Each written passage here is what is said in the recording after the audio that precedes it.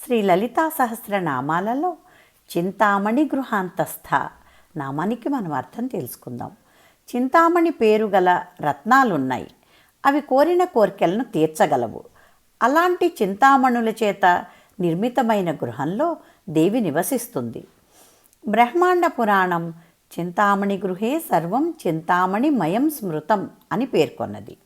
లలితాస్తవరత్నం చింతామణి గణరచితం చింతాం దూరీకరోతు మే సదనం అనగా చింతామణి రత్న సముదాయం చేత నిర్మితమైన గృహం నా చింతలను దూరం చేయుగాక అని ఆకాంక్షిస్తోంది.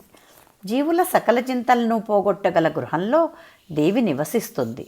దేవీ భాగవతంలో మణిద్వీప నివాసిని అని దేవిని వర్ణించడంలో చింతామణి రత్నకాంతి సర్వత్రా వ్యాపించి ద్వీపంగా ఉన్నదని భావించాలి. దేవి చింతామణి అనే మంత్రానికి అధిష్టాన దేవత. ఆది వ్యాధులని మనం వింటూ ఉంటాం.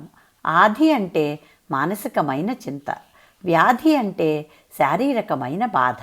వ్యాధిని నివారింపగల వైద్యులు ఉండవచ్చు, కానీ ఆదిని నివారింపగల వారు లోకంలో లేరు.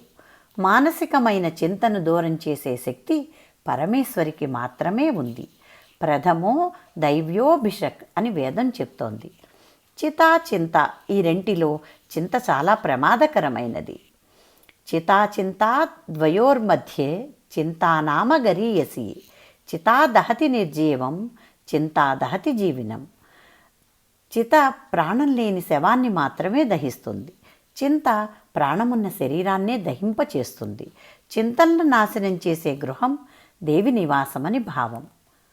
ఈ నామం కూడా 8 అక్షరాలు కలిగిన నామం కాబట్టి నామం మొత్తం ఒకేసారి ఉచ్చరించాలి, ఎక్కడా బ్రేక్ లేకుండా. శ్రీమాత్రే నమః.